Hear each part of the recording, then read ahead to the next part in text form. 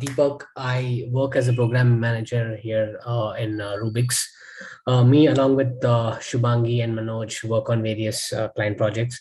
So today, Shubhangi and Manoj will be taking us through the deploying a machine learning model in a deployment, how to take the model that you have built and deploy it. So that's what it's going to be. It's going to be hands-on. I'm going to quickly introduce the purpose of this webinar and also the technical members who are going to take to this. I want to set this expectation that it's going to be hands-on. So please work as per the instruction given by Shubhangi and Manoj. And if you have any questions, we can basically take those as well. So model deployment is one of the important processes for the businesses to gain value from machine learning, right? So if you do it on a notepad, your CEO, your CFO, you will not look into your notepad. It has to be something else. It has to have a business value from your insight, what is coming out of your prediction or whatever your analysis. So basically, to deploy a machine learning model, it requires a coordination between data scientists, the IT teams, the software developers, also business users. So a data scientist has to work with all these team members to take their machine learning model and put it into a production level environment. So here as data scientists, we are not expected to deploy a model, but we are expected to work very closely with the teams that I tell, the IT teams, the front end teams, because we can probably create a very basic looking model, but again, it should make business, again, it should make the sense for the user, right? So basically, you'll be working with front-end developers, you'll be working with various, even your security people, you'll be working with various teams as data scientists. So it will help for a data scientist if they realize how to take their model and deploy it, so that when you talk to these teams, you connect with them. Basically, you are talking their language and it becomes easy for them to pick up things from you and put it at a production level. So that is the intention of having this webinar today. So today's session is hosted by Shubhangi, who has worked on various client projects, including Fortune 100 projects with Rubik's.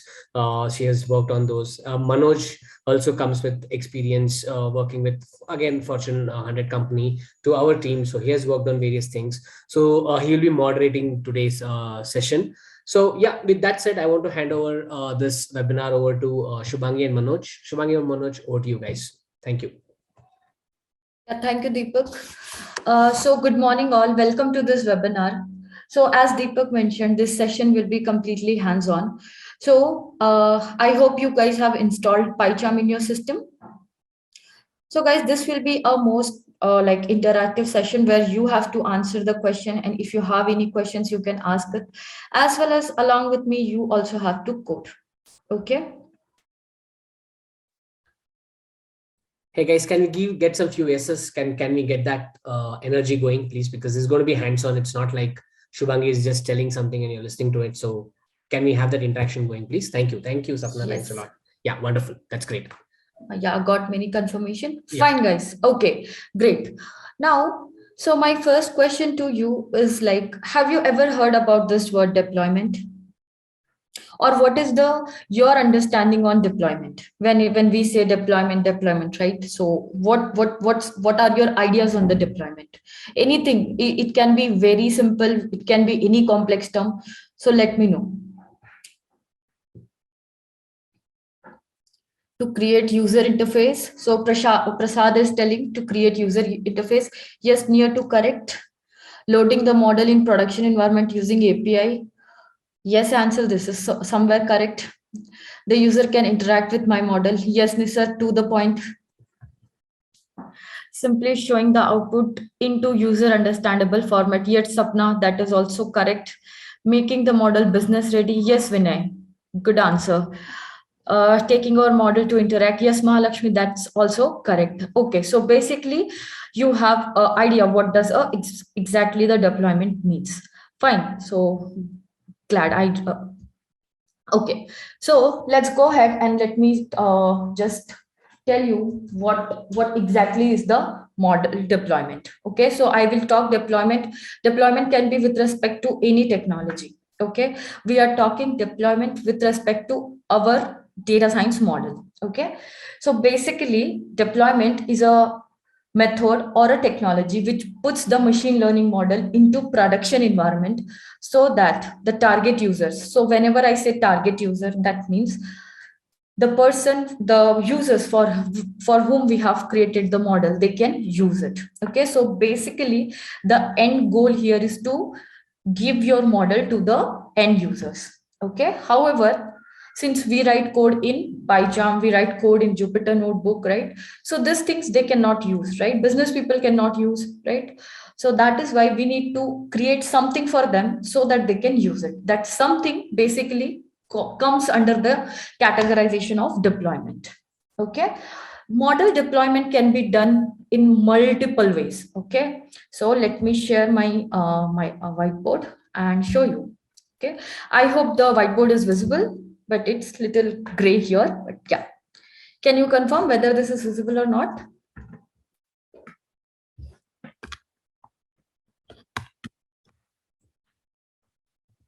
Okay, yes. Okay, great. Fine. So basically, model deployment can be done in multiple ways. Okay, so strategies, we can call it as a strategies of second.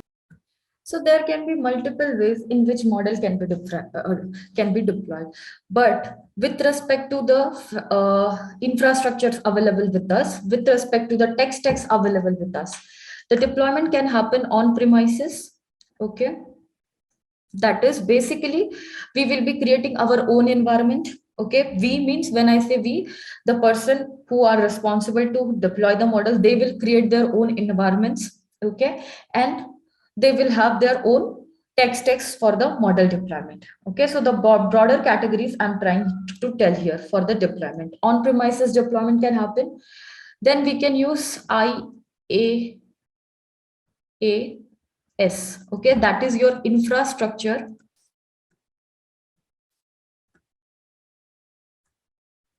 as a service. Okay, so basically there are so many service providers, okay, which provides you entire infrastructure. In this case, we will have our own infrastructures owned by the company itself, but sometimes owning this infrastructures, okay, the tech stacks may be costly. It can be costly, it requires a lot of maintenance. There are so many challenges with the on premises thing, but yes, this also comes with its own advantages. Okay, so what happened, there are many providers who have given the infrastructure as a service. Like if we go at the cloud, okay, at the cloud they can provide you many tech stacks at a time. Okay, so storage they can provide. If you talk about Amazon, it can provide you storage. Okay, it can provide you the model training part as well. Okay, it can help you in creating the UIs as well. Okay, so basically infrastructures are readily available, simply you have to pay, okay, and use the services. Okay, so this is the another way of the model deployment strategy. And last is the platform as a service. Okay, so basically this kind of, which we called it as a PaaS. Okay, in this kind of services, what happens is that whatever environment you need to deploy a particular model with, so when I say, let's say I need sklearn, okay, I need TensorFlow, and so many libraries I need. So platform as a service, what they will do, they will create an environment in such a way that whatever you needed for your deployment, it will be ready with the latest version, or whatever version you have created, or whatever you want the versions. Okay, they will create a service for you, and we can easily use them. So one of the important or well-known platform as a service is a Heroku. Okay, so this is the most famous service. Here we can have multiple, what we can say as, just we have to tell what are our requirements. This particular service, okay, Heroku service will install all the dependencies, and it will create a platform for you where you can deploy your model. Okay, so these are the broader categories in which the deployment is divided. Okay, So if I give you example to understand on premises, that means so let's say I have bought a car. So basically I own a car. Okay. So on premises mean owning a car. Okay.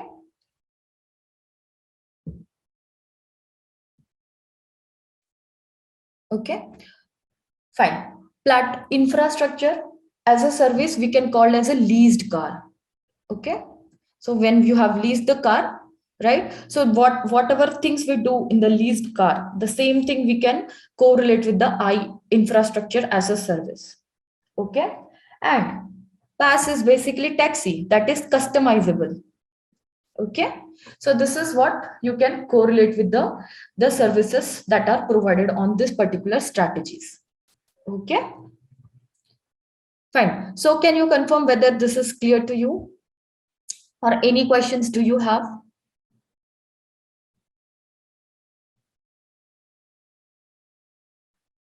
Okay, great. Fine. Now, this is what a strategy means, but where this strategy is, how, when, like, right? So this question should come in your mind. Now, let's discuss, okay, a three-tier architecture. Okay, I think this is very popular with respect to IT industry. Okay, so we call it as a three-tier architecture.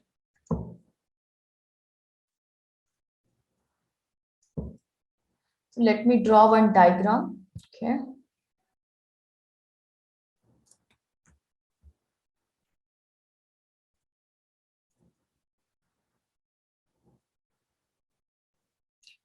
So let's say this is my internet. Let's say I have some kinds of client.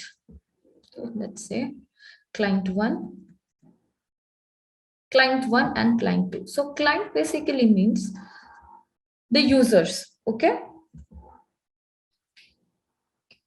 Then let's say I have a particular block here. This block we will call it as a web server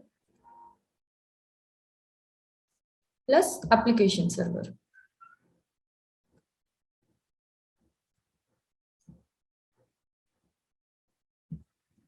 And then this is connected with the another block. This block we will call it as a database server.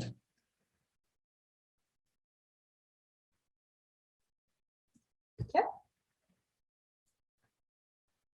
So this particular layer, okay,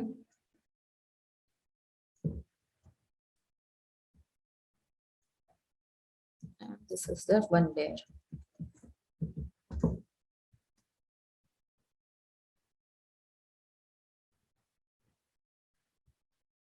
This layer is called as your presentation tier.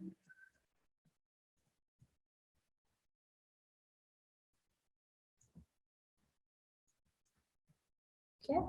This is called as your business logic.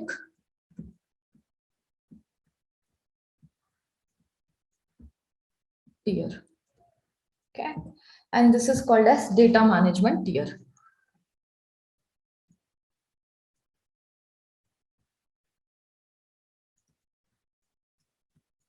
Okay, now see here how many tiers I have. Three tiers here I have.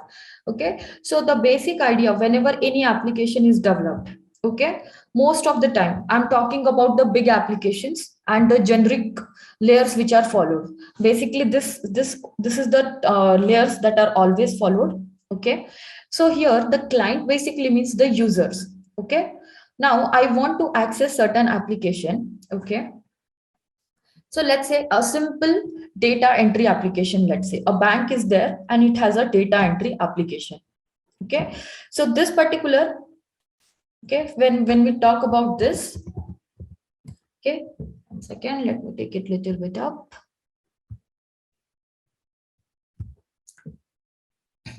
Okay. When I talk about this talks are like this. Okay. So let's say I have a data entry application.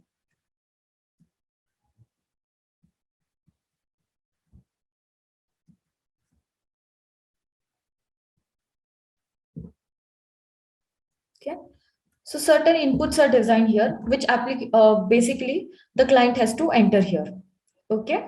So a user will pass some information here like age, salary, okay, work profession, like these things he will enter. Okay. Now I hope everyone understand. Okay. So internet, basically to access this application, any application, right, we will be using internet. Okay. Now, with the help of this internet, so this particular layer, if you call this, we call generally it as a UI part, okay, or user interface part, okay. Then let's come here, okay, and talk about this business logic. Business logic says that,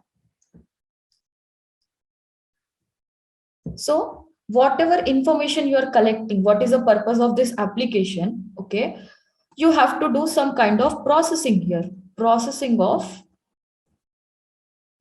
inputs received from client.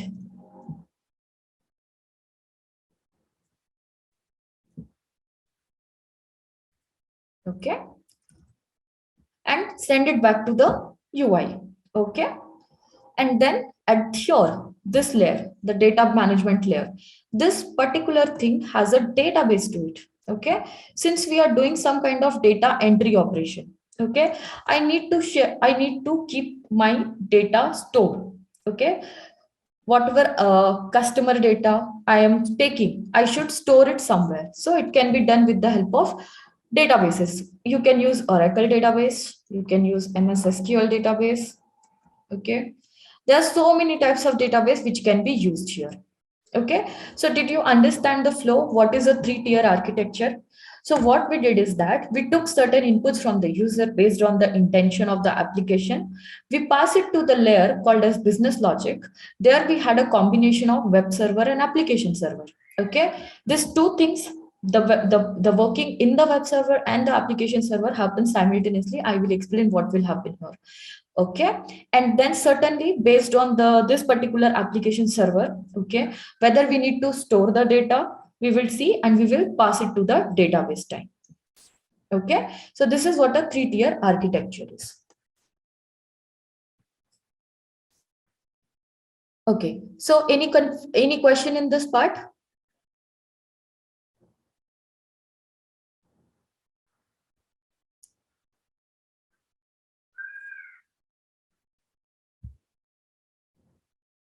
Okay, fine. Now, why I'm taking these things now? Since I started the topic with a deployment, right? So, because the same way, the way in which I have shown you this simple data entry application, our AI ML applications also looks like the same. Okay. That means, okay, let me take a different color. Yeah. So let's say I have a AI/ML application. Okay. Similarly, we will have a UI. Okay. UI, user interface. Some inputs will be there. So when I have developed an AI ML model, it will have features as an input on which your model is built, right? So the inputs, let me write this as well as I go. Okay. Inputs will be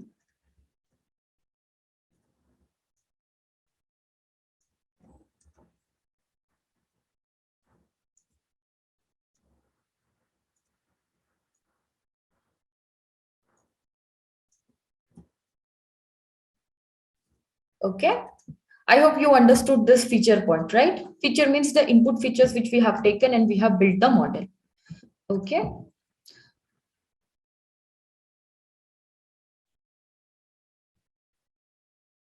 Then we have the business logic layer. Now here, the business logic will be here, but the business logic will be present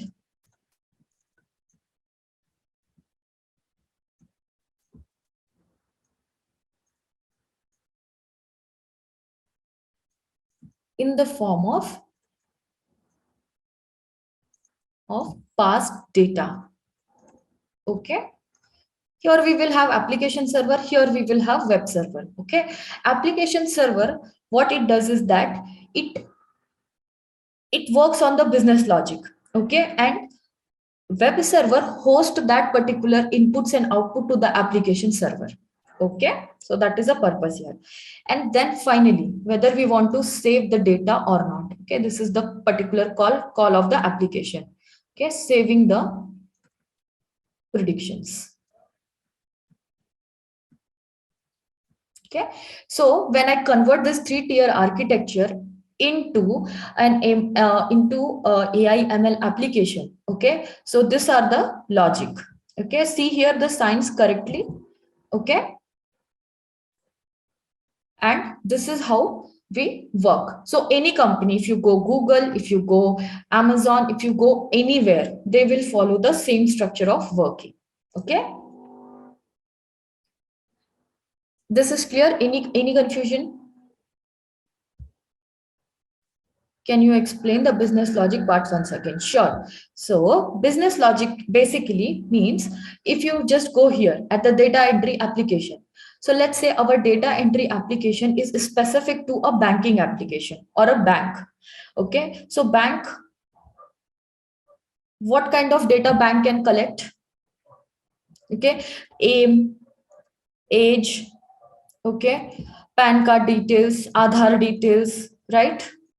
And what else they can collect. Okay, if you work, where do you work, your background, how many assets do you store, there are so many information they can store.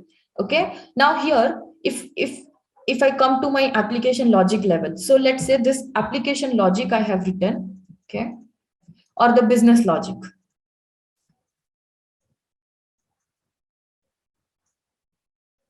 Okay, so let's say the logic here I have written is that if a customer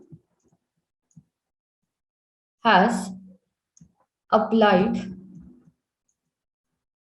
for credit card, okay, so basically this entry, okay, so let's say whatever entry has been made, this entry has to go to the credit card department. Okay, so that can be a business logic. Okay, so let's say somebody has applied for the debit card. Okay, so that particular application should go to the debit card department. So that logic I will be writing here. Okay, this logic can be written in any languages. Okay, Java, .NET, okay, Python, any language it can be written. Okay, and based on whatever application we have received, like let's say for the credit card, we will send it to the credit card department and credit card will further process the application. However, since this is a data application, I will save the data in the database. So whenever I want to know the customer history for what kind of product he has applied, okay, I can go to database, I can fetch the data and I can see what kind of customers he was interested. Okay, the first layer is clear for the data entry application.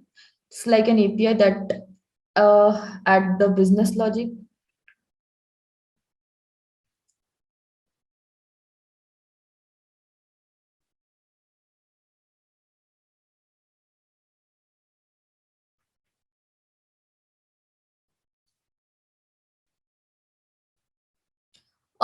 Tanishwar, API concept is little different. We will see that.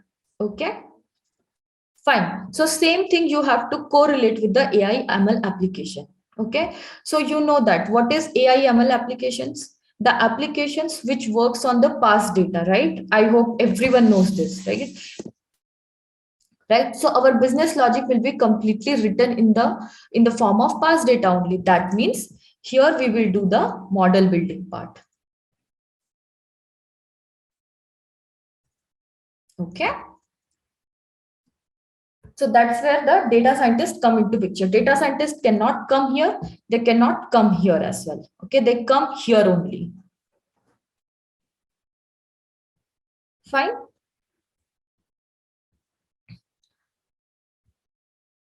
Okay. Okay, yes. So the application, right? Good question, answer. So the function of application server.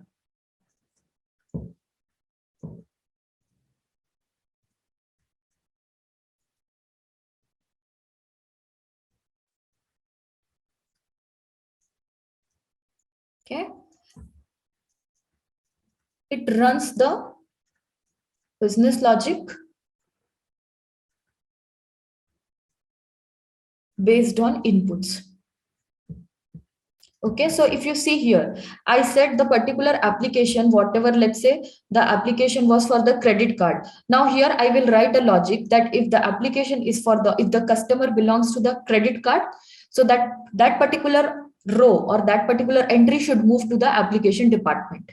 Okay, so that is a business logic. So that business logic can be handled by your application server. Okay, now let's understand the function of web server.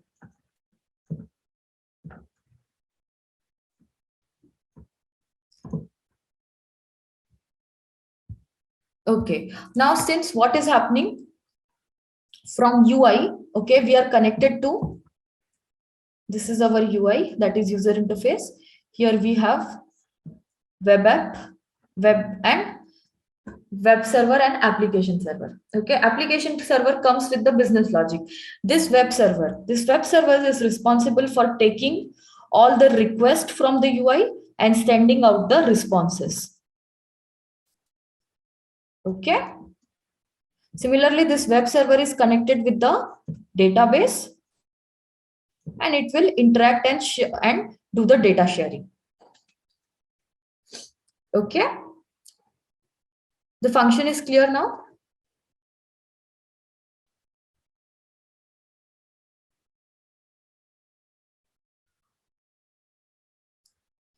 Okay. Okay, great. Fine, guys. I think you got little idea how specifically any business application runs, right? So if you go to any companies, in the same way only the things are designed. Okay, your role comes here in specific to the AI ML applications. Your role comes here. That is writing the business logic, creating the models. This is your role, right? To do this role also, we have so many things to do.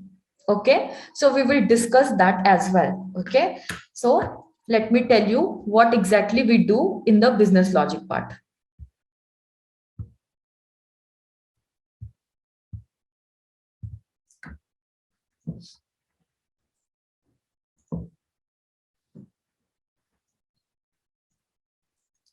Or app server, application server,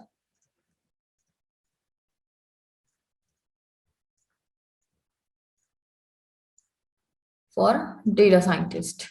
Okay. So the first step is your understanding your business case. Okay. What you want to solve. Understanding the business problem.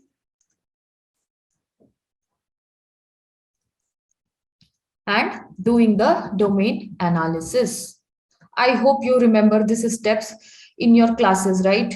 If you join DataMites course, there we talk everything with respect to business case and domain analysis. Whenever we teach any algorithm or whenever we cover any algorithm, our first, in the Python implementation part, our first is our writing the business cases and doing the domain analysis. So business problem means what task you want to do. Here in the data entry application, your task was to send an application that was received under credit card should go to the credit card department. Okay, but for a data scientist, the job is completely different, right? Like, let me write side by side the use cases also. To predict the sales of next month.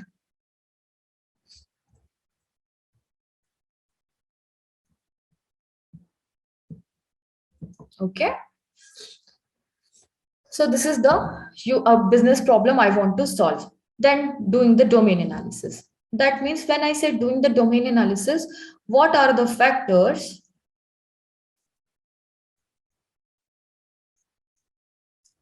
which impacts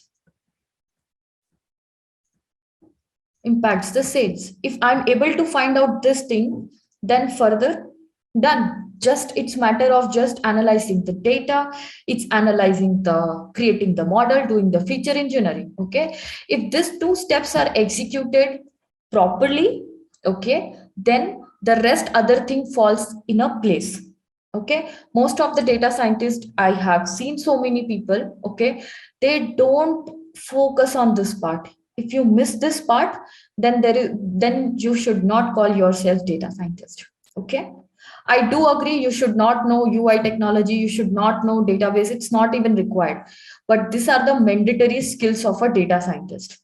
Okay, so don't get what we can say as a scared whenever you saw in any JD that people are asking for the deployment, they are asking for HTML, CSS.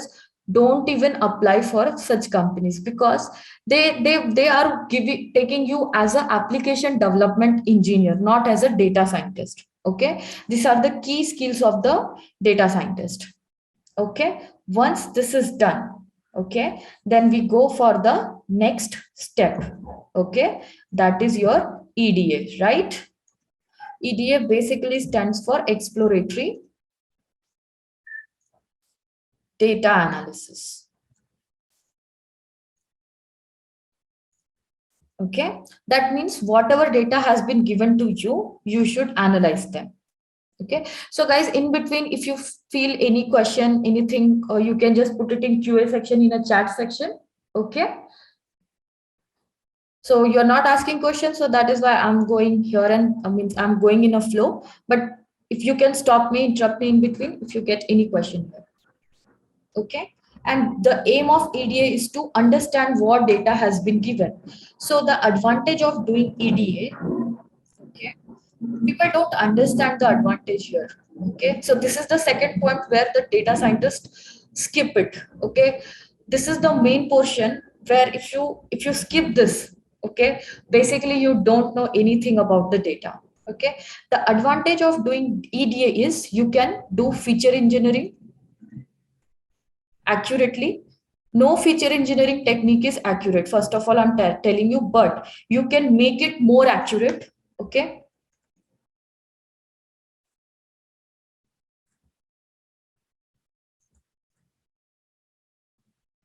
okay, the selection of features become easy. See, in machine, when we create a model, right? Let's say we are creating any machine learning model, right? So that time we do feature selection. Okay, selection of feature become easy. Okay, so that time we select the model, select the features. Features mean basically what are the factors that impacts the sales. Okay, if we talk with respect to scale, sometimes may possible some of the factor may be not responsible by, so that you can know only by doing EDA. Okay, so that is one case. Okay, in machine learning we have, there are so many techniques which helps us in doing the, in getting the better features. Okay, but yes, they are the machine learning techniques. Okay, that the techniques are developed with certain kind of maths. Okay, so before even maths, the data, what data is telling you, you should understand that. So that is why doing EDA becomes important.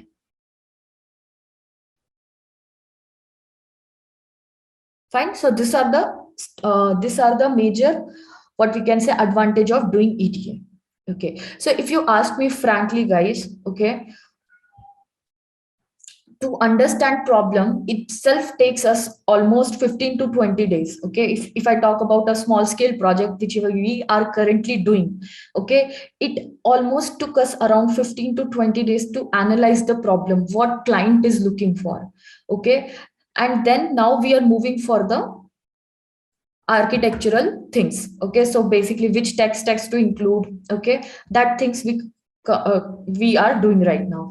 So this things take a lot of time and depends project to project how many business cases you have. This again takes your almost 30 to 40% of time. If you spend this 30 to 40% of your time well here, then your model is on track. Okay, so we have a question from Tanishwar. He is telling factors are variable, right? We have to get it from database. Okay, can you come again? Or can you reframe your question?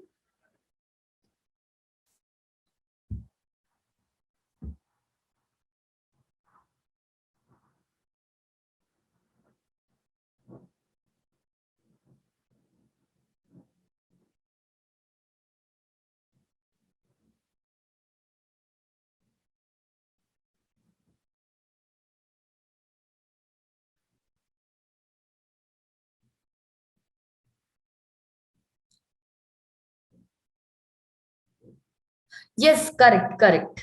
Okay, factors means variables only, guys. Okay, factors. Okay, let me write it down. Yeah. So there are so many terminologies. Factors. Okay. Sometimes they become features also technically, and more technically, they become dimensions of the data. Okay. Sometimes we call them as a independent features also. So this all the terminologies are same. Fine. How do we get this factor? Okay, so basically this is a data science project. If client is asking you to solve some kind of data science business cases, they have to provide data. Okay, if they cannot provide data, we by ourselves we do. It's not if we usually don't do it. We ask client to give us the data only. If they are not able to do it, we have to do web scraping. We have to do the sampling. This thing depends upon the project. Yes, predictors. Answer, correct answer. Predictors also.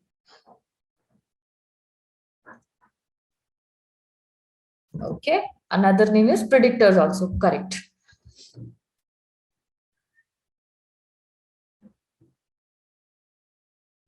Sindhuja, yeah, because you are in an interview process, right? They cannot give you time like the way we usually spend in the company. Okay. So that is why they can give questions for like the task for one day, right? Deepak, can you help me in answering Sindhuja's question?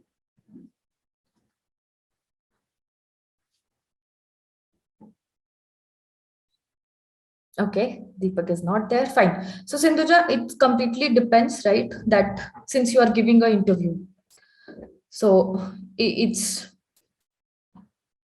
the EDA has to be done in one day. Okay, great. Now, once this is done, the next step is basically you also know that. What is that?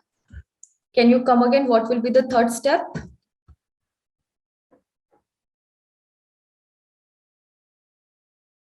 Feature engineering or data pre-processing. Okay. Here we correct the data if any missing values are there, any corruption in the data is there. Okay, so that we do. Feature engineering / data pre-processing. Okay, both these terminologies are same. People use it different. Okay, sometimes viewer will be asking you what are the data pre-processing you have, whatever feature engineering you have. Okay, when I say feature engineering, it is with respect to the columns. When we say data pre-processing, we are talking with respect to rows. Okay, there is no as such difference, both are same only. Okay, yes, correct answer.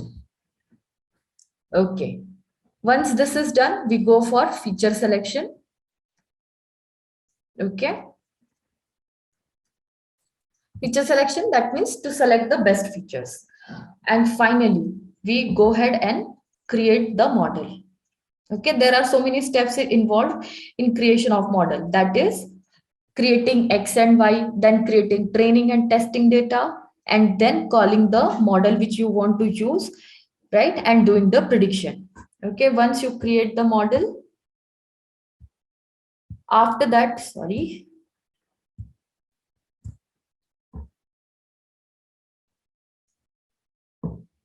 after that we go for model evaluation. Okay, so whatever model you have created, it should work fine, right? Then only it has an application, else you have created a garbage model. Okay, model evaluation, we go for multiple techniques, right, based on the type of task we are doing. Okay, and then finally, okay, there is a hyperparameter step also. Let me write it down. Hyperparameter tuning as well.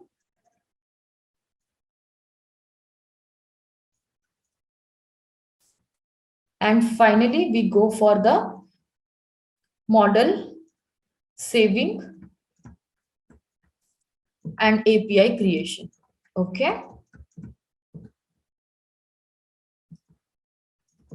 Now, I hope everyone knows till 7th step, right?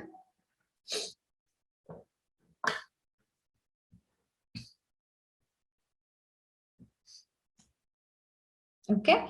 Now, let's talk about the saving of the model. Okay. Saving of the model basically means Means to save it. Okay, means it can be used it later. Okay, so saving can be done with the help of your job lib. Okay, job lib library is there. It can be done with the help of pickle also. Okay, so these two libraries are famous. We can use pickle as well as job lib. Okay, fine. Now let's talk about the API creation. Okay, so when I say API creation, that means using this model, usage of this model. Okay, so how APIs are created. So first of all, let's understand what is API. Okay, so the general definition of API is application programming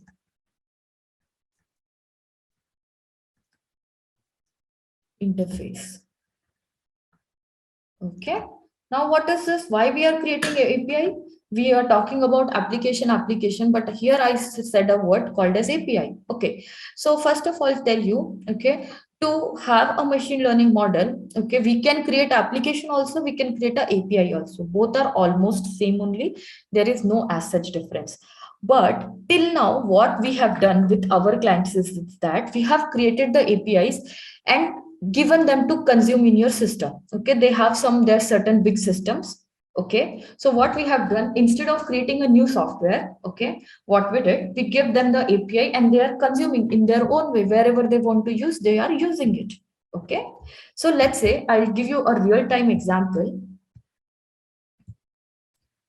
Okay, yeah, so I was working with one of our bank client. Okay, I'll not take the name. Yeah. So in that in them, what was happening? They had an application. Okay, they used to call this application as a unified application. It has a name called as Saksham. Okay.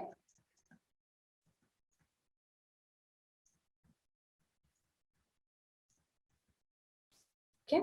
And in this particular application, they had one application that was for stock application, stock exchange.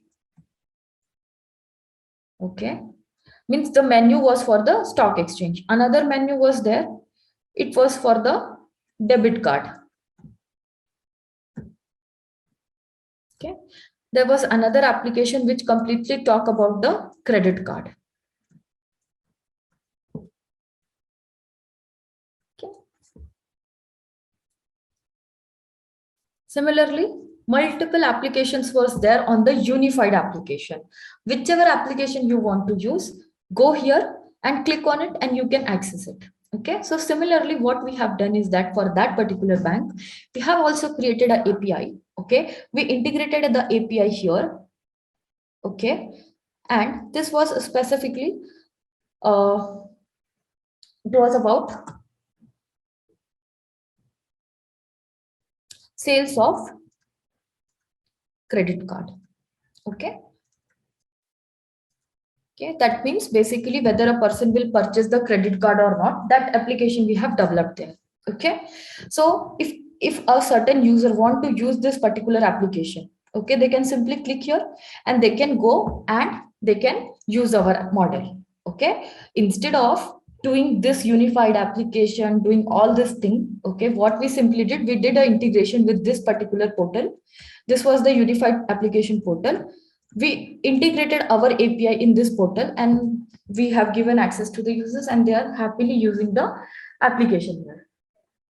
Okay, so this is what a idea of using API for a data science application is this.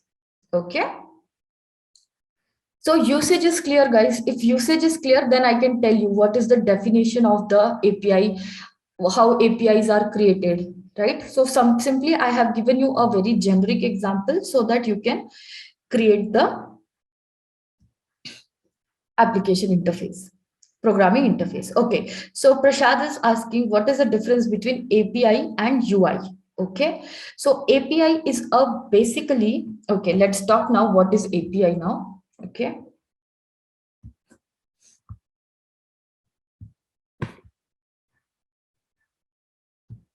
so when I say API, basically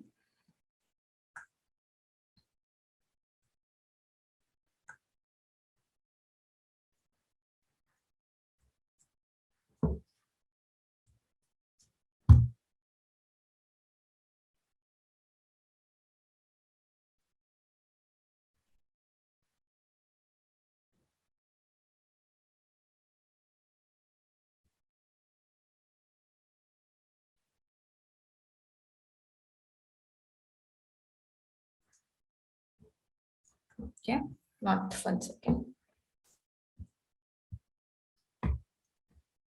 Okay, so API is basically software to software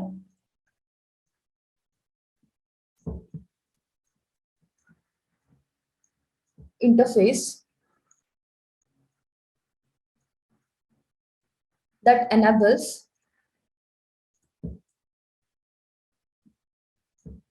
two application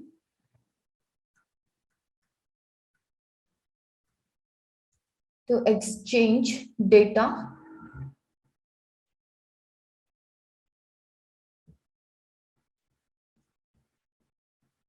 among each other.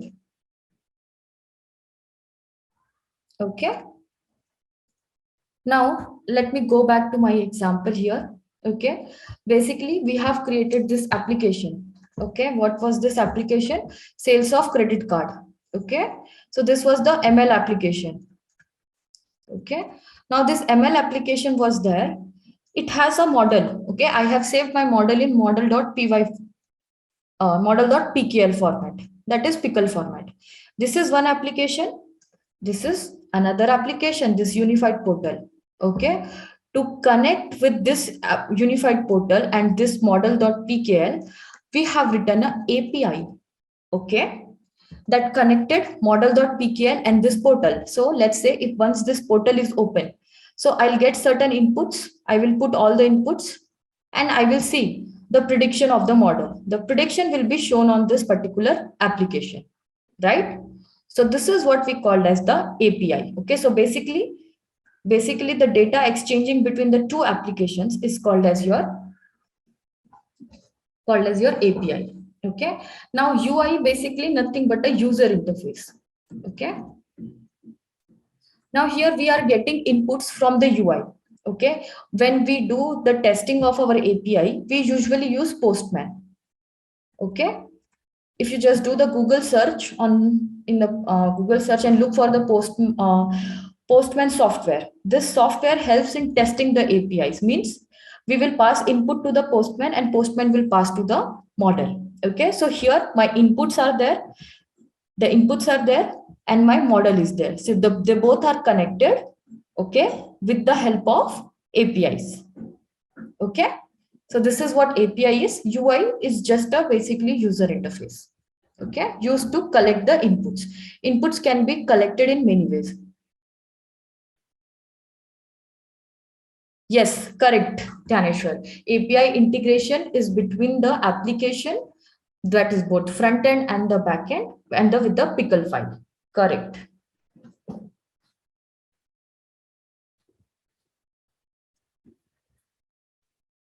Okay, is that was answered? API and difference between API and UI is clear? Okay.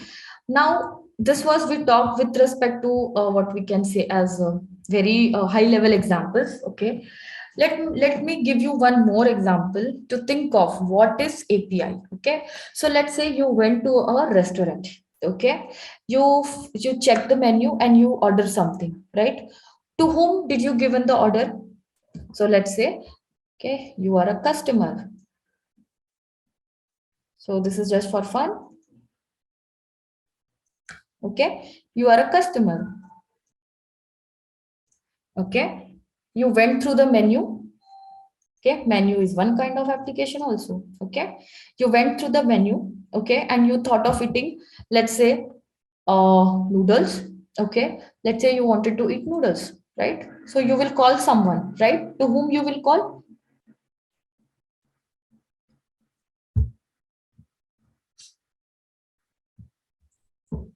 Yes, yes, server or the waiter. Correct. Okay, so we will call the waiter. Now, waiter will what he will do? He will collect the inputs from you. And what was the input from you? Let's say noodles. Okay. Now, where he will go? Now, this waiter, where he will go? He will go to the kitchen.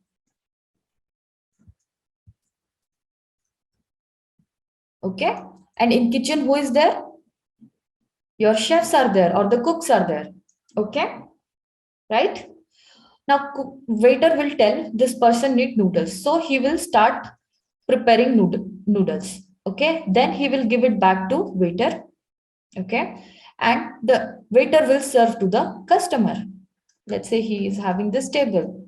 Okay. So he will serve the regular, right? Now here, this person and this person, they cannot talk directly, right? We cannot walk in there are some restaurants, okay, but why, let's take a generic example only, right? We went to a restaurant, okay, so this two person cannot directly talk. Similarly, there are two applications which cannot directly talk. The one of the application is my model, okay, and here the client, basically the user, okay, he cannot directly use this model, okay, right? So what he has done, he has given his inputs, okay.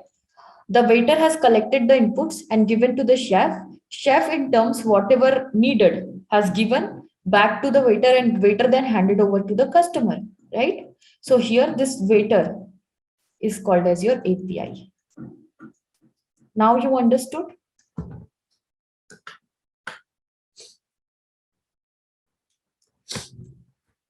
Now the API definition is clear.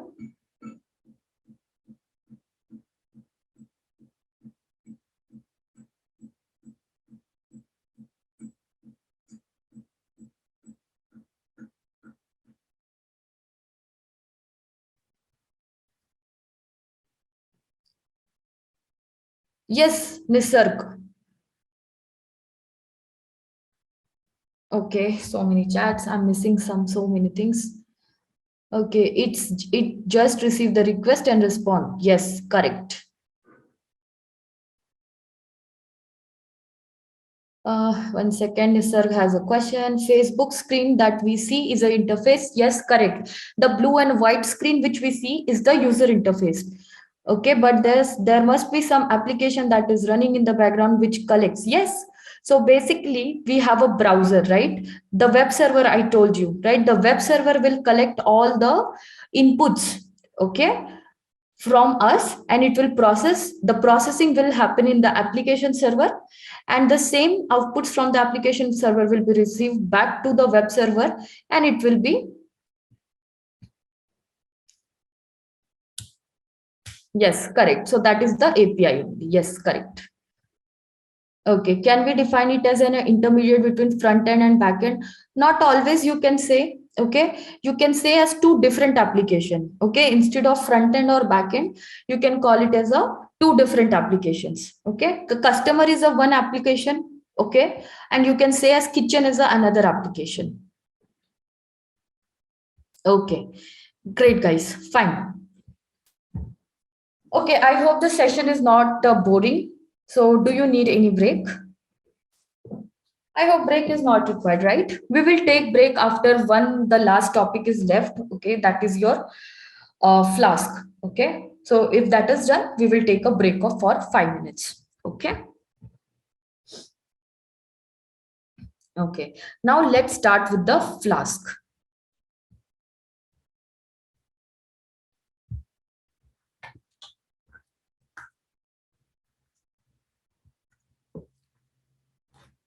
Okay.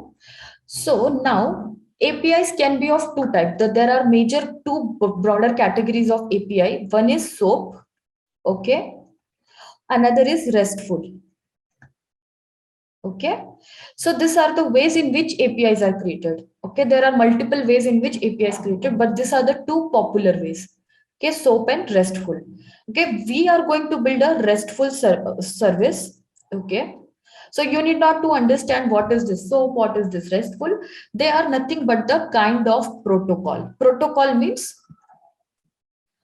some set of rules that should be used while creating the API. Okay, that's all. So it follows certain standard, it follows certain standard. We will be using the RESTful services. Okay, the RESTful services basically, 1 second.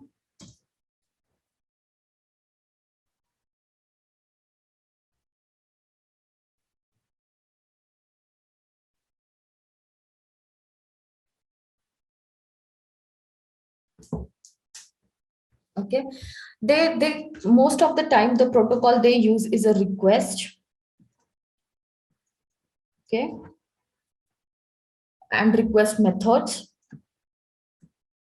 Okay, and there are so many things which are related to the RESTful services. Okay, right? So these are the what we can say as RESTful services or the protocols. Okay, we are going to use the REST service. Okay, now to create a RESTful service, we need a framework.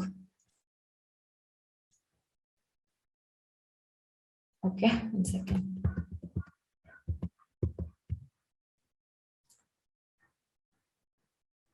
Okay, framework means it is a kind of what we can say as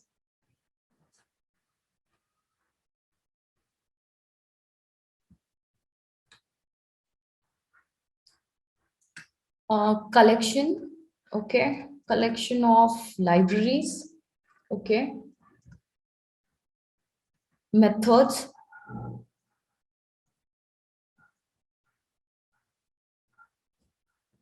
functions, which reduces the job of developers. Okay, so we need not to write each and everything from the scratch.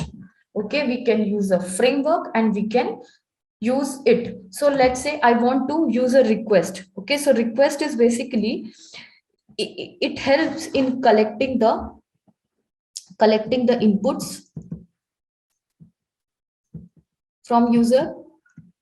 Okay, it helps in sending the response.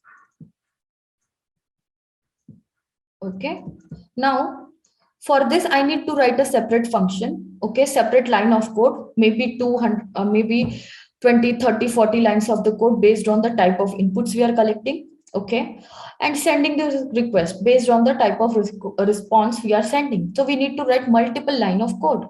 So instead of that, what frameworks provides us is that, okay, this method is readily available, use this with your inputs and get the work done. Instead of writing full line of code, full entire source code, go ahead and use this method. Okay, and do your work just the way in Python. Okay, we have functions like print. Okay, what it will do, it will simply print the output, right? We as a data scientist, we only interested in printing our output. We are not worried about this implementation of print, how print is written, right?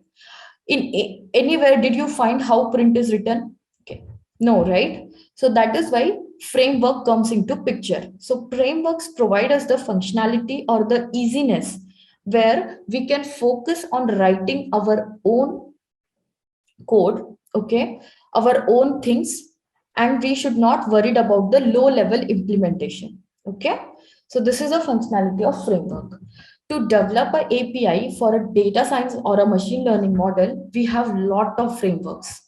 Okay, so the frameworks are, okay, Flask. Okay, then we have Django.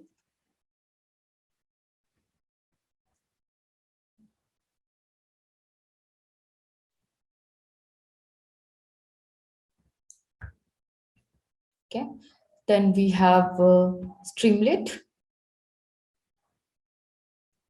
Okay, then we have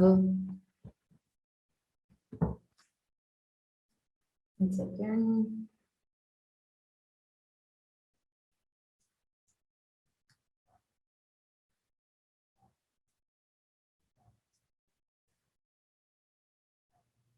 Okay, we have Fast API. Okay, most of the time Fast API is used. Okay, then we have Cherry Pie. Okay, then we have Web2Py. Okay, and there are many more web framework. Okay, so if you know one of the framework, that is fine enough. You need not to know all the frameworks. Okay, most of them they are same only, just a usage. Okay, so we will focus on the Flask framework. Okay,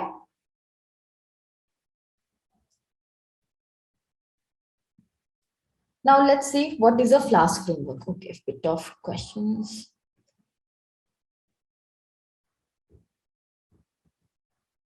Okay. Abhigna, what you're asking, Heroku? Heroku is a platform where we deploy the model. Okay, but here I'm talking about creating the APIs for the model. Okay. Okay, Manoj has answered your question. Okay, great. Okay. No, Phil, we are not using Django. We are using Flask. Okay. Maybe in the upcoming sessions, you can get the Django framework. Fine. So let's understand what is Flask. Okay. So Flask is nothing but a web application framework. Okay. Flask is web application framework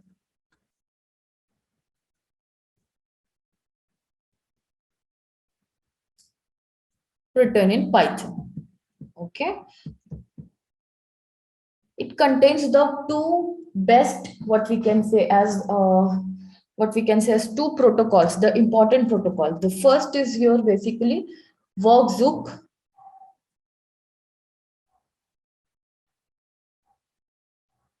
That is your WSGI.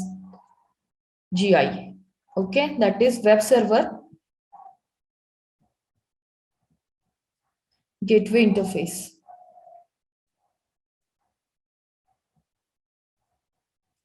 Okay, and the second protocol is Jinja 2 templating. Jinja 2 templates. Okay. These two functionalities are provided by the Flask. Okay. What is this particular web server gateway interface? So basically, okay, we will be creating the APIs. Okay, that API has to run. So basically, where they will run? They will run on this workzook servers. Okay. Then we have Jinja templates. Jinja templates helps in making the application or the API. Okay. /API dynamic. Okay, something is happening on the web page, then where should the web page redirect? Have you heard about the word redirect? Okay, so that redirecting can be done with the help of Jinja 2 templates. Okay.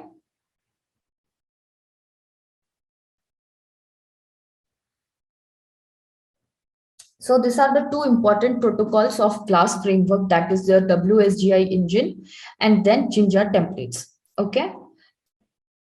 Fine, guys. So that's all for the theoretical part. Okay. Now we will start with the creating a simple APIs. Okay. Okay. So 1 second, I will share you the Google Drive where I have kept the code also. Okay. Right. So what you do, okay, open PyCharm. I hope you have installed PyCharm. So open PyCharm.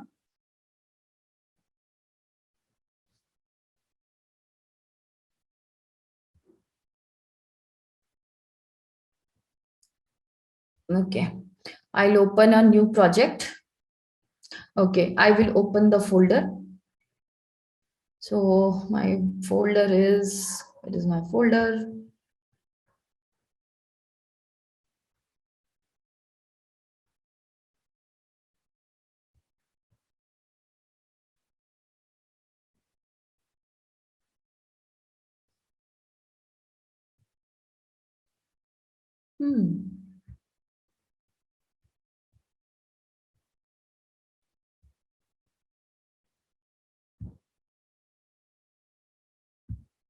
Okay, so this is my folder which I have opened. You can open any folder. Okay, just create an empty folder. Okay, go to your Windows, take anywhere, go anywhere. Okay, and create a folder. Okay, call that folder as a Flask folder. Okay, no, don't give a name Flask. Called it as a Flask API. Okay, once that is done, okay, your folder will come here. Open that folder with PyCharm. Okay, so once that is done, let me know. Okay, what I will do is that, 1 minute, I will close this. Okay, so this is my folder. 1 minute, I'll go here and here, and let me create a folder here. Okay, Flask API. Okay, now open PyCharm.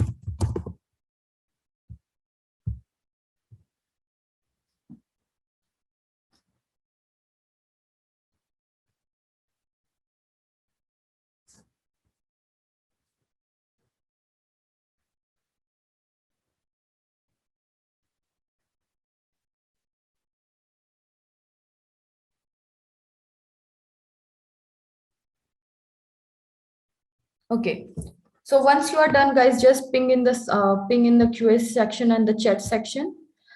I'll try to see. Okay. Naufal, I will share the code. Right now, we have to do the hands-on, right? So first, let's do the hands-on, and then I will share you the code. Okay.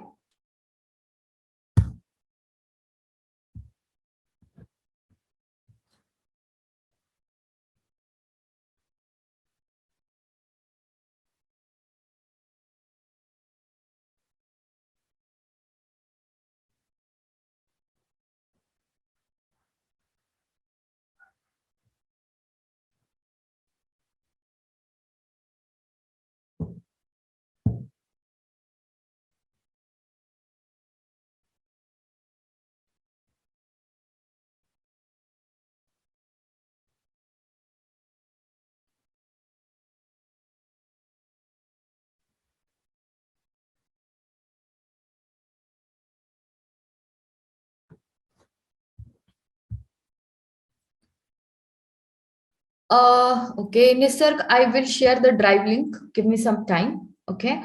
Now we are doing hands-on. So just now, what you have to do, you have to create a folder. Okay. And you have to open that folder in PyCharm. Okay. So I have told you how to open it, right? 1 minute. I'll show it again. Go to PyCharm. Okay.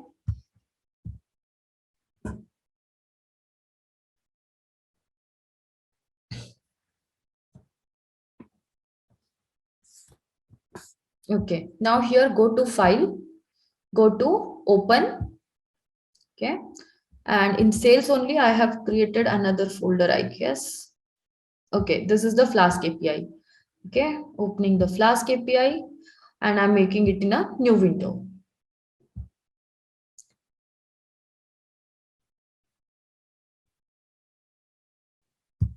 Okay. And then you will get a point like this. Okay. When you open the file, open the folder, you will get a main.py file. Okay. Once this is done, let me know, and remove this text which has came.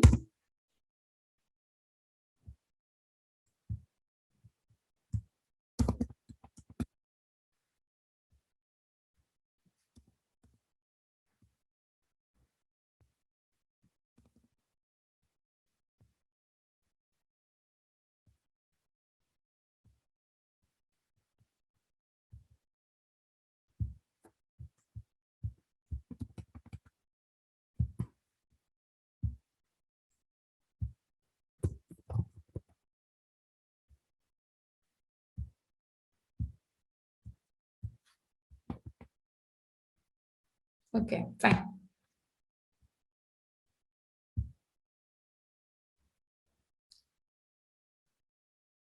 Yes, Ansel, what you can do is that you can just write an email to care@datamites.com, okay, and ask them for the recording. Okay, it is available user whoever request basis. So if you request, they will share with you.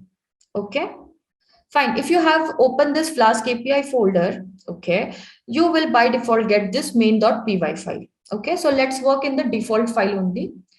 Okay. However, if you don't want to work on the main.py file, what you can do, you can simply go here, okay, and just double click here and just put on the new, and then you can create a Python file, okay, like this.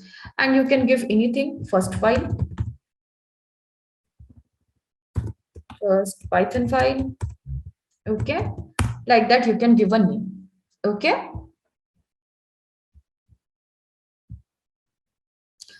Shake, yes, you can do it in Spider also. Okay, fine. So let's go to the main.py file.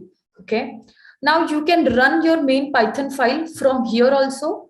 Okay. But for that, you need to do certain checking. Okay. However, I won't ask you to do it right now because it is not required. Okay. I will tell you the shortcut to run these files. Okay. So first, let's start with the importing of the Flask. Since we are developing a Flask app, so first we will import from Flask, import Flask and render template.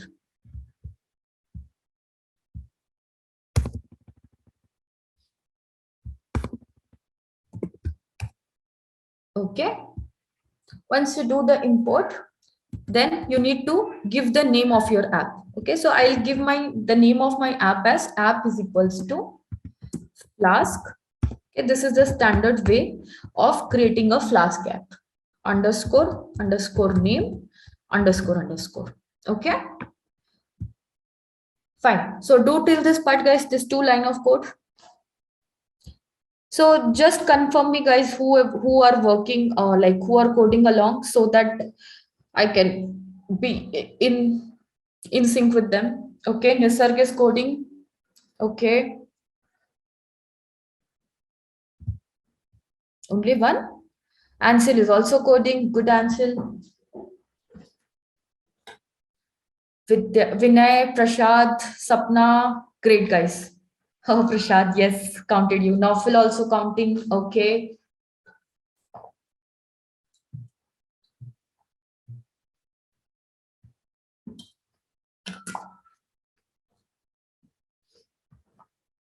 Cool. Fine. I hope you guys have written this 2 line of code. So first of all, the import we are doing here. Okay. After that, you are using a Flask API. Okay. You are creating a Flask API. So you have to create the object of Flask. So object of Flask is created in this way. Okay. Now, since API works with since we are developing a web API, means it will be used on the browser, right? So I need to provide URL for that. Okay. So let me show you what I'm trying to tell here. @app.route. And if I simply put slash here, this is called as a default route. Okay. So def home. Okay. Give me some time. Let me do this. Okay.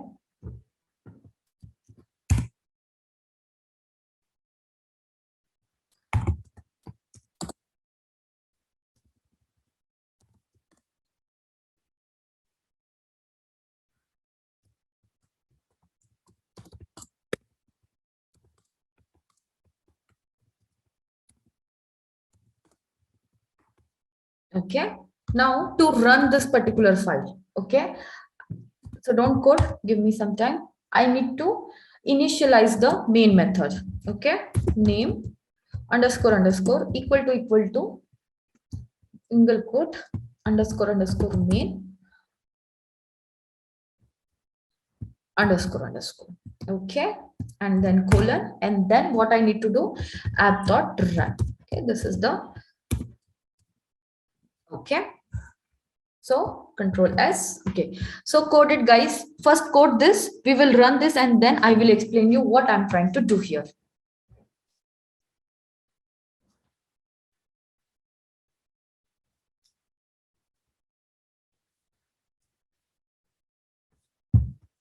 Once done, please confirm me.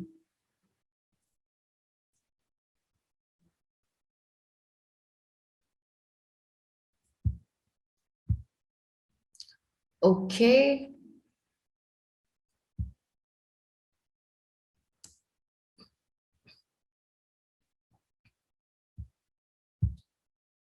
Okay.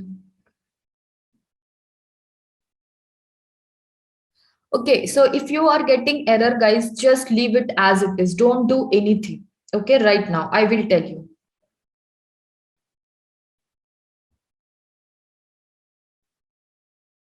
You need to create a Nisarg file you have to, that's what I told you initially, right? You need to create this file. I am not giving you this file because this is a hands-on session. The main model deployment file, that is also I'm going to share, but these things are very basic, right? So I want you guys to code it. Okay, so look here, guys. Once this is done, you need to open Anaconda prompt. Okay, open Anaconda prompt. Okay, now if you can see here, my Anaconda prompt is in which directory? C users and this particular directory. Okay, your Python file is in this particular directory. Which directory? This path, right? So we need to change the path of Anaconda. How we can do is that simply you need to go here, copy this. Okay, so this is the Flask API we are creating. Okay, simply you have to copy this path and you need to use cd space that path where your Python files are residing. Okay, now see here, my path is now this. Okay, where I have my Python file which I have just created here, right? This main.py file. Okay, fine. Now can you confirm, are you able to understand what I did here?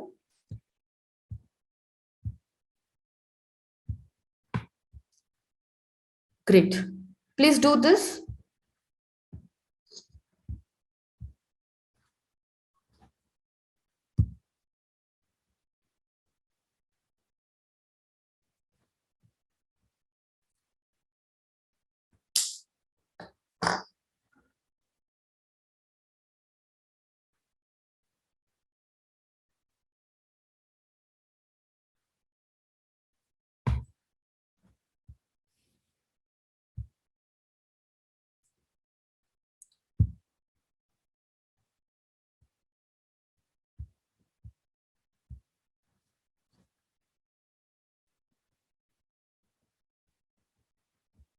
Done, everybody? Have you pointed your Anaconda prompt to the current working directory?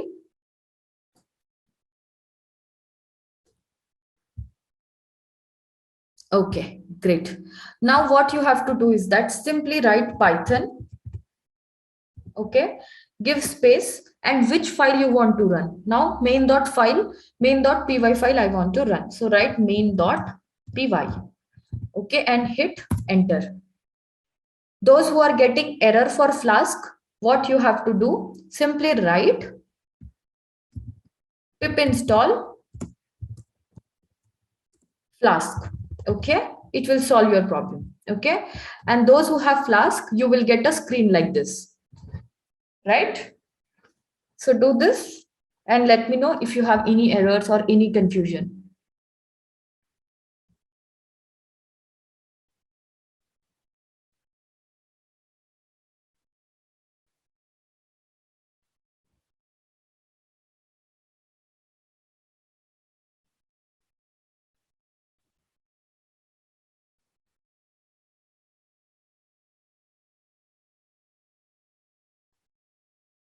Okay, now those who got this screen, what you have to do, you have to go and open your web browser. Okay, and here you need to write localhost 5000. Okay, I'll explain you what is this localhost, what is this 5000. Okay, if you can see here, something is popping up.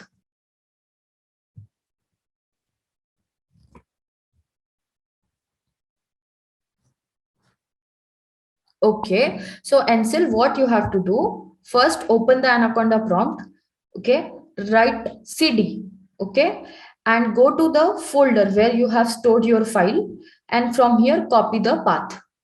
Okay, once again, see here, my files are here. My Anaconda prompt is still this part only. I have to extend the path for the Anaconda prompt. Then copy the path and write down here CD. Okay, CD you have to write and put down that copied path here, and then put the enter.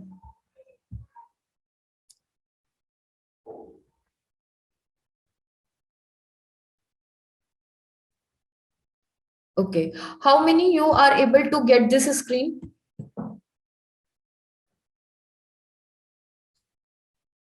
Okay,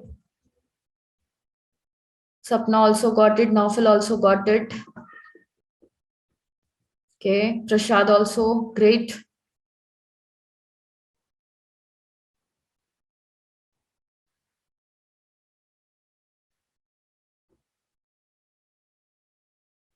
Okay, okay, Yuraj also. Vinay, what is the error you're getting or what you're getting?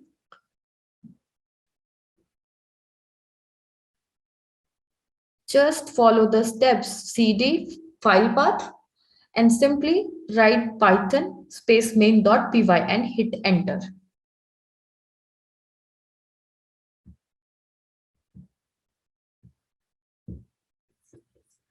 Okay, I could see many of them you can get it. Okay, now let's understand what we have done here. Okay, come here to your main.py file.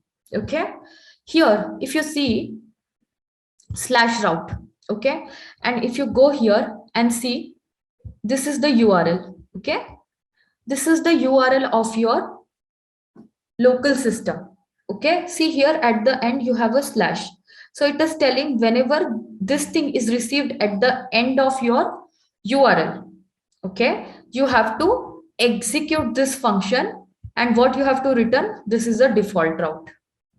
Okay, now you can call 127.0.0.1 as a local host. Okay, this is the IP of your system, and by default Flask runs on 5000 port number. Okay, means it will always run on 5000 port number. So this is how the local host is created. So instead of writing 127.0.0.1, I wrote simple local host and I got this. Okay, now this is what we called as API. Now this API is a local API. That means I can only run it, okay, in my system. Fine. So this is how we create the APIs. So this is the API which I have created just now.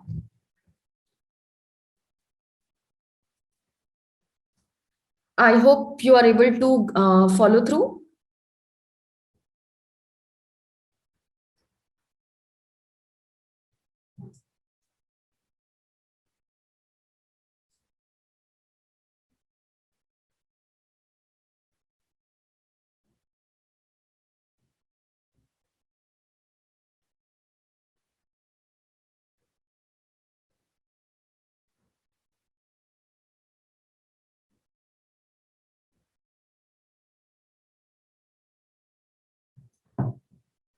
Okay.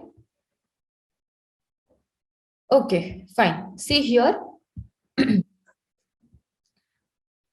this two line of code is clear. Simply we have imported the Flask, okay, and we have given the name Flask. Okay.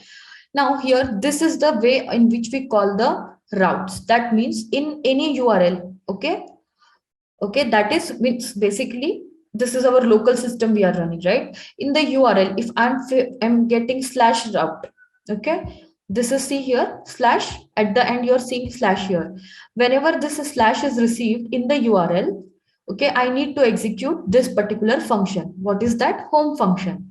However, my home function is returning me, this is a default route which I can see at the web browser.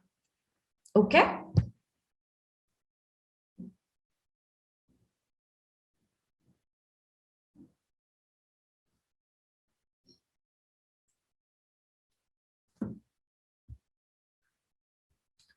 Great. So this was a simple thing we have done. Okay, let me write one more few routes. Okay, that means let me make the web page more dynamic. Okay, so let's do it now.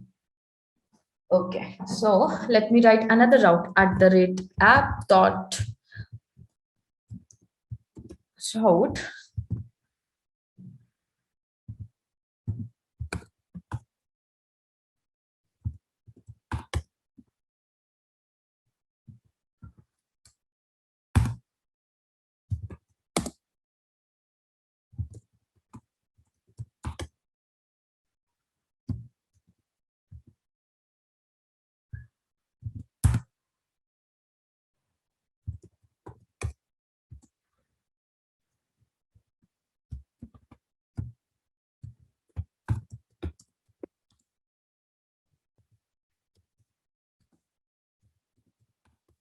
Okay, okay.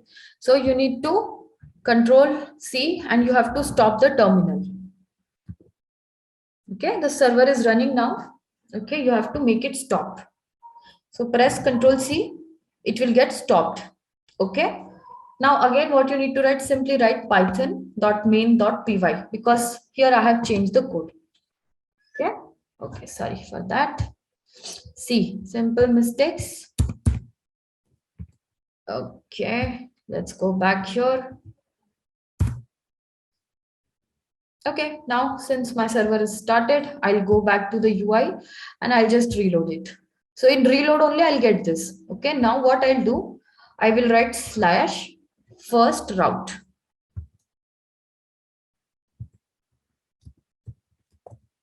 Okay. So see here, now what happened? Come back to the code. Now when in the URL, if this is coming, execute this particular function, right? See here, we can see this is the first route. Okay.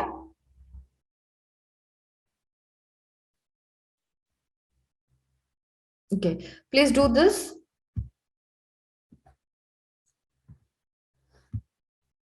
Okay. Okay. Nisarg is done. Sapna is asking to repeat once. Okay. So see Sapna, what has happened here? Execution part. Okay. See here. Okay. Now, what you have to do, you have to go here, press Control C. Okay. Once you press Control C, your control will come back to this path. Okay. This path. Then you need to again run main, write python space main.py. Run this again and you will able to get this particular output that your user production instead debug off running on this thing. Okay. Once you go here, okay, go to web browser, okay, and just write in the URL. Okay, this is the URL part, guys, right? So just write first route there. So this is the route which we have defined in our application, first route. Okay, and this is what it is. It should give me the output. Okay, hope that was clear.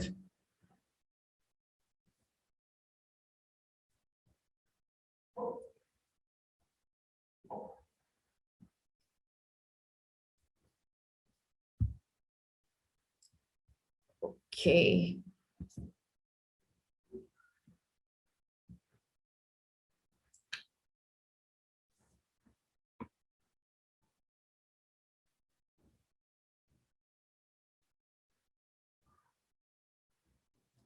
Now you can write multiple types of route you want to write. Okay, so let me write down one more route here. No, Ansel, basically this is the webinar mode, so you cannot share your screen, but can you tell me what error you're getting? Just copy paste the error.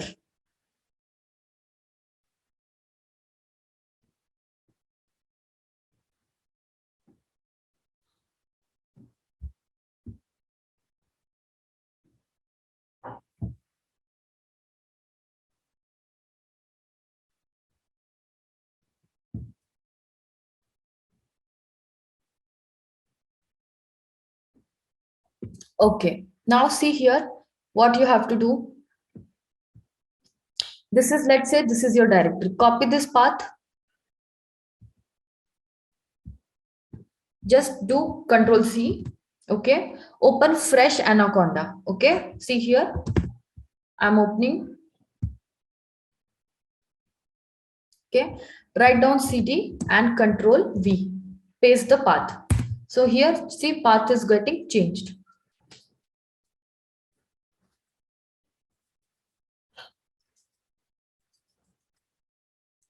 Is that something you are able to do now? Just write.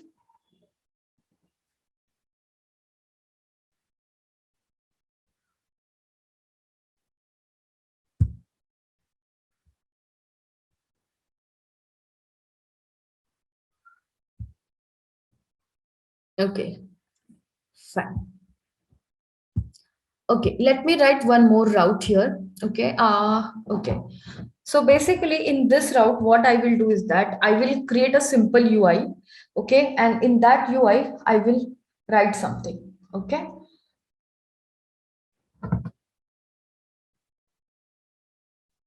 Okay. Okay. Fine. So at the rate app dot route. Okay. Let's say I'm writing some HTML code. Okay. So guys, just remember, this is not you should required. Okay. The HTML part.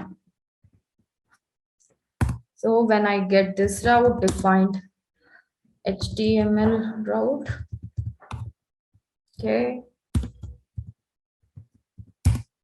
and then whiles, okay. Then let me return.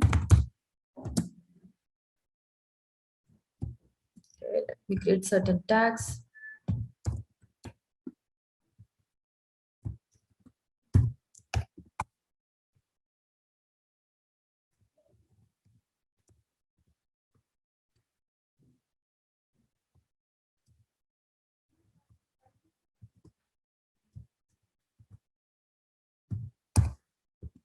This is the heading.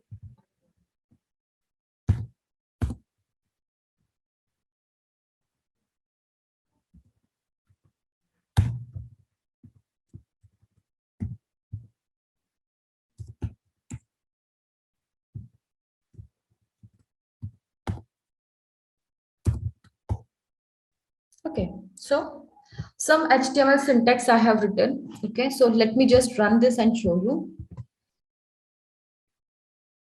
Okay, it should be reload. Okay, let me change the route, whether see it is on the reload part or not. What is the route I have written? Render.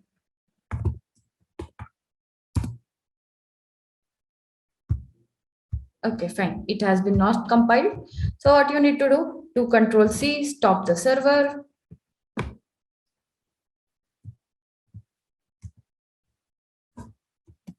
Okay, once you saw stop the server, run the file again. Okay, so it is telling not found. Fine, it is running. Just reload it and you will get the hello here. Okay, now what happened? Whenever in the URL I'm passing render. So whenever whatever logic I have written here for the render, it is getting pop-up, that is I want a hello. So basically I have written simple HTML here, that's all.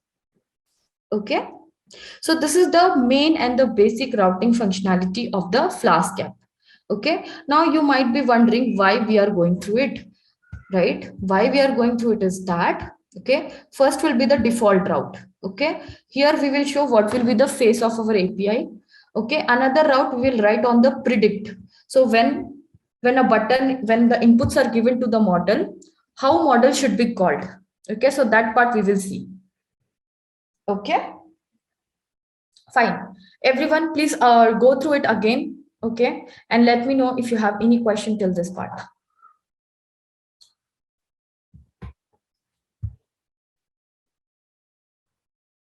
No, our render is here. It is not a predefined task. Okay, what not a predefined thing. Okay, I will tell you where it is predefined. Okay, you can give any other name, Nisarg. You can give your name as well. It will work fine. Okay. So these names are guides. These names are which you will give. Okay, this is not certain thing that are predefined. Okay, please do it. I'll copy paste this code in your chat box so you can, those who are lagging behind, you can cover up. Okay, fine. Now let me share you 1 minute. I'm just stopping share. Okay, let me share you the drive link where you can find all the line of codes. Okay.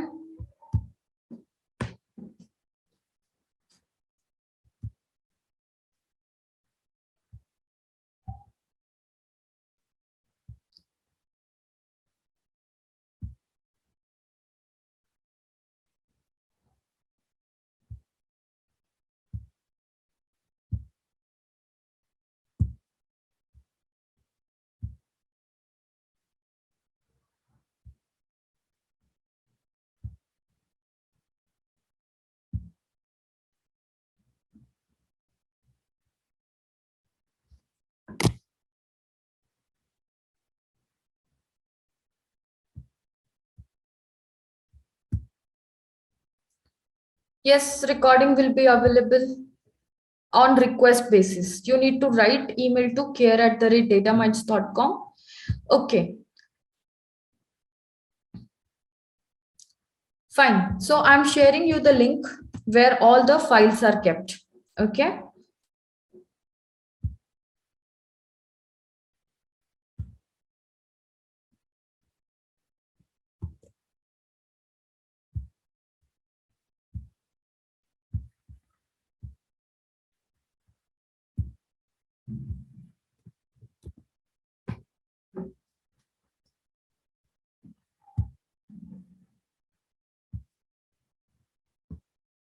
Okay, so if you see here, okay, I have given all the access. Okay, so this folder you have to open, okay, and download entire files whatever present there.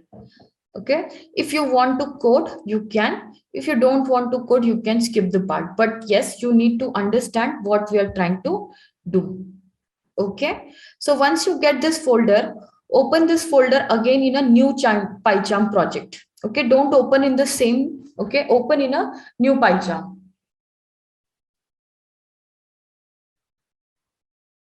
And once done, please confirm.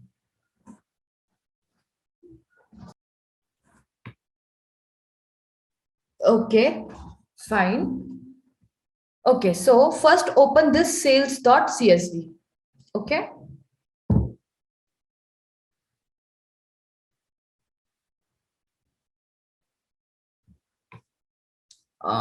Okay, fine. So this is not giving me support here. Fine. I will open it separately. Okay. So I have opened this folder and this is the sales data.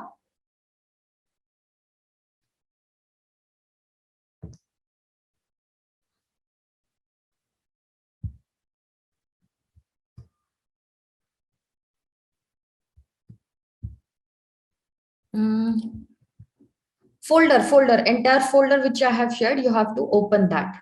Okay.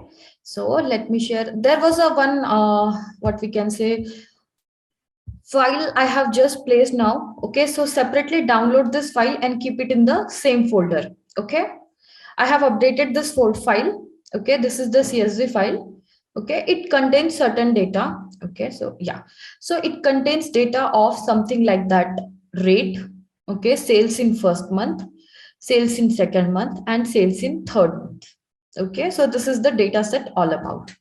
So just download that data set. You can delete the previous one and download this data set.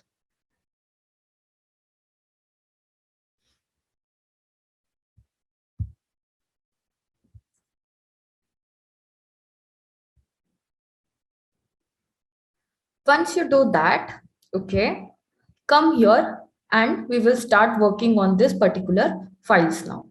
Okay, so first step will be, okay, so whenever we create any API for our model, there are few steps which we need to follow. So let's do that. What are the steps? First is that you need to create the model. Okay, the step one is model creation. So first we will do model creation. Then step two will be UI creation. Step three will be taking inputs from user.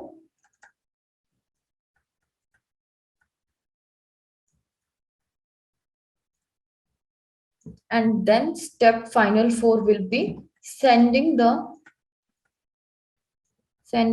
the predictions. Okay, so these are the four steps which we have to do. So first step is model creation, that is your using Python. UI creation is done with the simple HTML code, and please note that you need not to learn HTML to create the UI. I have given such a small and simple UI. You can use it for your any project. Okay, and this thing we will do again with the help of Flask framework. This also Flask framework. Okay. So these are the 4 steps which we are going to do, right? Now let's go here and see here. First, you have a file called as model.py file. Okay. Now here, what you need to do, okay, first look here. You need to import pandas, you need to import numpy. Whatever steps you do in a Jupyter notebook, same steps you have to do here. Okay. So see here, I'll quickly explain because we everyone knows how to do the stuffs, right? So basically, let me just go through it. Okay. So let me import the data set here, or sorry, the libraries. Okay. And then importing the data set. After that, what I have done, okay, so see here, I haven't done complete what we can say as model creation part, okay, because the aim of this particular webinar was to make you understand how to create API, not to learn the data science concepts right now. So simple data pre-processing I have done. Wherever rate is NA, okay, I'm putting it putting it 0. Okay, then there is a column called as sales in first month. If there is any missing, I have kept the mean value there. Okay, fine. So this is the simple data pre-processing. Then what I have done, I have created the X part. Okay, why, you know how Y is there. Okay, and then what we have done is that, since if you go and look at the data, okay, see here, rate is in the form of 497. Okay, so what I did, I just converted it into this part. Okay. Okay. So basically it is converting. What I'm doing here is that label encoding I'm doing. One is represented as one, two is represented as two. Not label encoding, simply encoding the categorical variable I'm doing here. Okay. So simple function I have written here. Okay. And then what I have done is that, okay, after that rate, the data type will be the object only, right? So I'm converting the object into integer. Okay, and then Y creation. So whatever you do on a Jupyter notebook, you can simply do it on the Python file only. Okay, and then I have used linear regression. So basically here my task is to predict the sales for the third month. Okay, this is the data set, this is the rate, this is the sales in first month, sales in second month, sales in third month. So I want to know what will be the sales in the third month. Okay, so this is the data set. So this data set is created by Abhinav Sagar. Okay, so credit goes to him for this data set. Okay, and it is very simple. Just this data set has created to do simple prediction only. Here we are not fine tuning nothing, because everything what I have wrote here you can do here only. Okay, and then I have created simple linear regression model. Okay, and then fitted it, and then now this is the important part you have to remember. Okay, for time being I can just remove this line of code. Okay, now see here, pickle.dump regressor. I have built a model regressor here, and what I did, I created a file called as model.pkl in an open mode, and whatever regressor had I have dumped here in a model.pkl. Okay, and then that's all. Okay, so this is how you will dump your model in a file. Okay, so all algorithms, all ML algorithms model which we create, that has to be saved in the form of .pkl file. Okay, so this is how you will save it. Okay, fine. Then see, this is how you can use your model for the prediction. Okay, simply call the model. Okay, then pickle.load, open model pkl in a read mode. This is how we save the model in a WB mode, means write mode. This is read mode, means we are doing the predictions here. Okay, and I'm passing certain values. 4, 300, 500, and trying to do the prediction for the next month or the third month. Okay, so this model.py file, this is called as your model building step. Okay, or model creation step. Okay, fine. So any question here?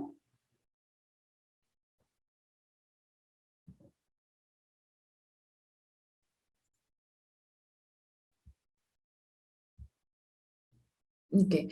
Now what you can do is that, okay, open Anaconda prompt. Okay, close the previous one, guys. Okay, open Anaconda prompt. Yes, you can use joblib as well. Okay, there is that's what I told. You can use joblib, you can use pickle, h5 is also there. There are so many things you can use. For timing, just let's go with the pickle form. Okay, now see here, my Anaconda is prompting to this path. Okay, and where are my files? My files are here in this path. So I need to copy this path. Those who didn't get in the last step, you can come again here. Okay, and see, just copy this path, Control C. Okay, go to Anaconda prompt, type cd and paste your path. Okay, and just do it. So this is your now your Anaconda prompt is directing to sales prediction folder. Okay, now since you will be running this model for the first time, so first you need to run the model.py file. To run the model.py file, what you have to do, simple write python model.py. Okay, do that. Okay, and I would like to know what output you are getting. Okay, Sapna, can you paste what output you are getting? Great, correct. I hope everyone is getting this answer. Okay, why we are getting this answer, guys? Because see here at the end of this file, x does not valid feature name.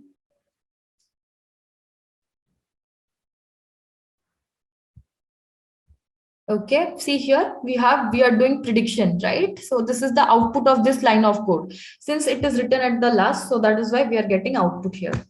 Okay.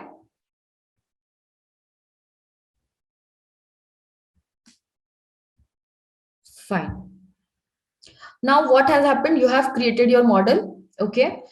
Now you need to create a app.py file. Okay. Now this file, this is the file where we will write the logic. Okay. This is what we called as the business logic. Okay. Now let's do that. So first here I will import NumPy. I'll import Flask, JSONify render template. I'll explain what is this render template. Okay. And import pickle as well. Okay, same. I hope this you understood. We are giving the name of our Flask app. Okay, now you have to open your model. So to open the model, you need to use load function. Okay, and in a read mode. This you have to remember. Whenever you open any function, any model, it should be open in a read mode. Okay, now this is your default route. Okay, so can you tell me what it will do? It will show me once this is loaded. Okay, means in the URL at the end, if I'm getting slash, okay, so it will give me index.html. Okay, so let's see what is this index.html. But before going to the index.html, okay, if you can see here, we have a function called as render template. Okay, now render template basically helps in moving the UI. Okay, or moving or making the UI dynamic. So if you go to here in the templates, okay, you'll find a index.html. Now see here we have written something, some code is written over here. Okay, this is the index.html. So let me show you what is this index.html. So see, this is the index.html. Okay, now it is telling that the page name is index.html. It is taking certain input.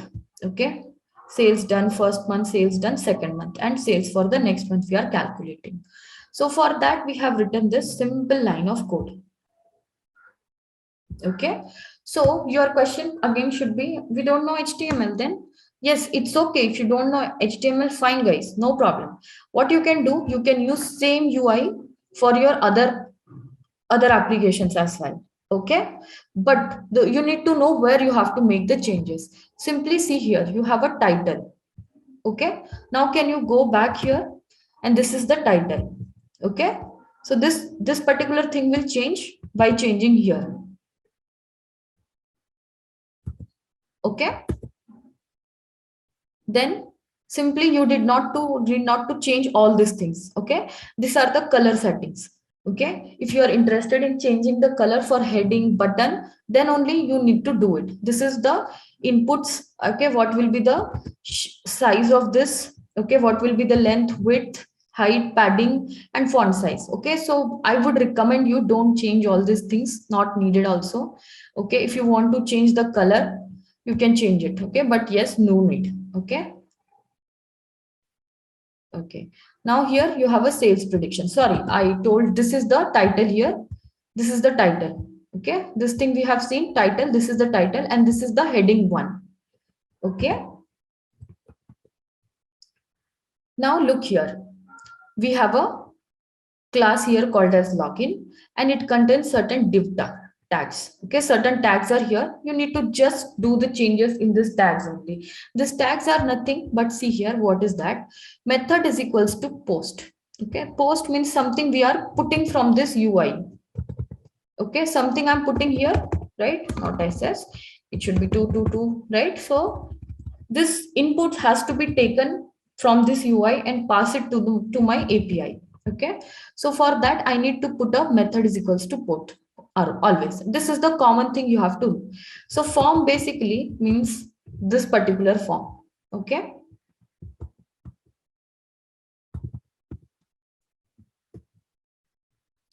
Then you have an input type and its type is text and its name is rate and the placeholder name is rate and it is a required parameter. Okay, now let's say you are building your own what we can say as application, so you can start changing the names as per your features. Same here as well. So whatever number of inputs you have, you can give a name, you can put the data type there. Okay, for numbers it will be int.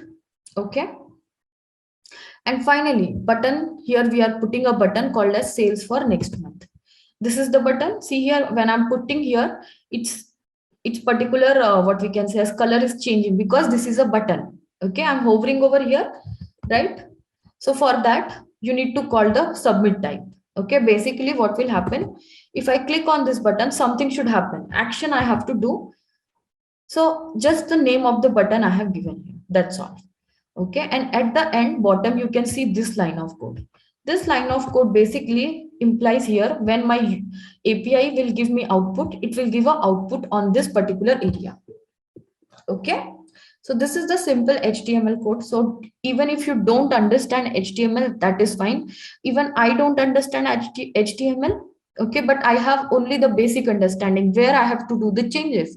I will change the color here and there and I will do it. Okay, for the first time even somebody has created, so we have a UI team. Okay, that team has created this HTML page. I never created any HTML page, and trust me, even you will be not asked to create any HTML page. But since you have to show your what we can say as applications, what you have done, right? So you can use this particular simple HTML page. Okay, I hope this is clear. Okay, any question guys on this part?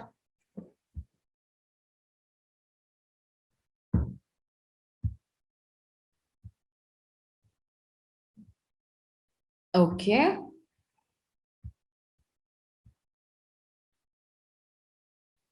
Fine. Now you have created your model, your UI is also created. Okay. How to do deployment on clustering algorithms? Clustering algorithms, it will remain same, right? Simply in the clustering algorithm, what you have to do, in which particular this given observation will belong to which cluster, that's all. You can give the cluster manual names as well. Okay, it will be more or the less same, just name changes you have to do. Okay, great guys. Now it's time to connect your model, connect your UI. Now understood why I have opened in between app, because this app will be connected from this model and this app will be connected by this UI. Okay, now this UI, I'm using it here. Where? In the slash route. What is the slash route? That is the default route. That means whenever the application is up and running, or whenever I hit the API, it will first hit to the default route. And default route has index.html. And what is index.html? This is my index.html. Okay. Fine. Now look here. This is done. Now I told you, right? I have shown you the first route I have written, the render route I have written. Now look here, I have written one route called as predict route. This route will be called here on the submit. Okay, because on the submit, I will get the predict route. Okay. Because on submit, what action will happen? URL for predict. See here, I'm telling call URL for predict. So it will go here and it will look for the predict route. See here, it is written predict route. So this particular function will get executed. Okay. Now what is this function? See here clearly, guys. Int features is equals to int x for x request dot form dot values. Okay, so what it is doing is that whatever features that are getting collected from here, from the UI part, okay, make it int, make their data type as a int. Okay, because our model takes only numerical values. Okay, and here if you see, I have kept the data type as a text. Okay, and then final features is equals to making it in a array. Okay, I hope you understood why we are taking array here. And then passing that to the model which I have loaded here. This model where I have created, basically from here I have created, right? See here, this is the model I have created. This is here, this model is here. Okay, and then I'm just rounding off the prediction to the second value. Okay, once this is done, what I'm doing, I'm returning the output with the help of render template, because I'm using a HTML page where prediction text, right? I have shown you prediction text here. This is the prediction text. So here, what it will return, prediction sales dot format output. I hope everyone remembers this format function. Okay, it is a placeholder function, right? So whatever output you have collected, it will come here and sit here. Okay. Okay, so till predict route, this is clear. Any question? Okay, fine. Now what to do next? So next step is basically we have done it. Once you run this model.py, run simple app.py. Okay. Okay, now see here. Okay, great. Let's go here. Okay, close this. This is the HTML page. Okay, now let me write localhost, or you can write 127.7.0.0. as well. Now see here, I got my UI. Okay, so let's put rate is equals to 4. Sales done is, let's say, 100 rupees. Next done sales is, let's say, 500 rupees. I want to predict the sales for next month. See, predicted sales $374.37. So let's say the data which we have is for the dollars. Okay. Now, how this happened? This happened because of these things. This HTML, okay, this HTML is connected to this app by this particular line of codes. And this particular app is connected with this model by using this model.pkl. Fine. So till this part, any confusion, any question?